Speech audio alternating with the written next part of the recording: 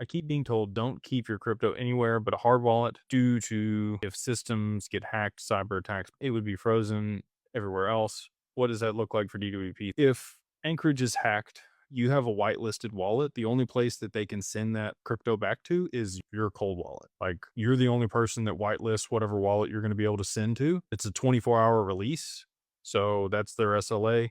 It obviously most of the time happens much faster than that. Okay. But there's a lot of security protocols and checks before we dole it back out, even to that whitelisted wallet. We don't want you to be under duress. We don't want you to be in a position where somebody's going to take it from you if we send it back there. So we'll call and ask some questions. It's kind of like the bank when you want to send a wire or do something. They're like, well, what's this for? And they call you. But it's also at the same time, like if somebody did hack your account and they were trying to like take your stuff, you're probably glad that they're doing that. So that's kind of what we do. It's a multi-sig process to remove the assets, but we can send them back at any time whenever you want them. We'll call and verify that it's you and make sure that we're good and you're not, being held at gunpoint or something. And then, we'll send it back. And like I said, even if it's hacked somehow, the only place they can send it back to is your own cold wallet. Now, I will talk about this though. Anchorage is bankruptcy remote. So what does that actually mean? You are never a creditor of Anchorage. They have a separate entity from their exchange and their brokerage desk and all the other operations that they do. That's the custody aspect. It's Anchorage Digital. If they had a bankruptcy, they would still have to go through bankruptcy.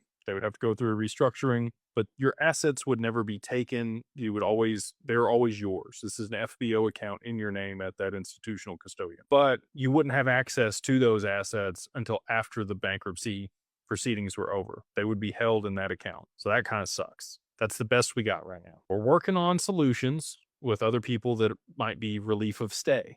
So what does that mean? Well, relief of stay is where another trust bank would step in same day and there would be continuity to your account. So you would never miss a beat, even if, whatever the large bank was went out of business. That's relief of stay versus bankruptcy remote. And we want to be able to distribute these assets across multiple custodians. So that's something we're working on over the next 12 months to be able to diversify risk across multiple custodians that all have the credentials and the standards that we have for institutional custody. So, again, I don't think there's one perfect solution, right? If you're holding it on a cold wallet, you don't have any counterparty risk, but the risk is you make a bad mistake and get phished or SIM swapped or your computer's compromised or there's malware or something else bad happens, right? So we see a lot of our clients hold some of their assets on the cold wallet, some of their assets on an exchange or brokerage, and then, the larger portion of their assets they tend to hold with us just because of the assurances that we provide and the insurance and all the other stuff. And again, there's insurance up to $100 million if you were hacked and somehow the assets were taken from you.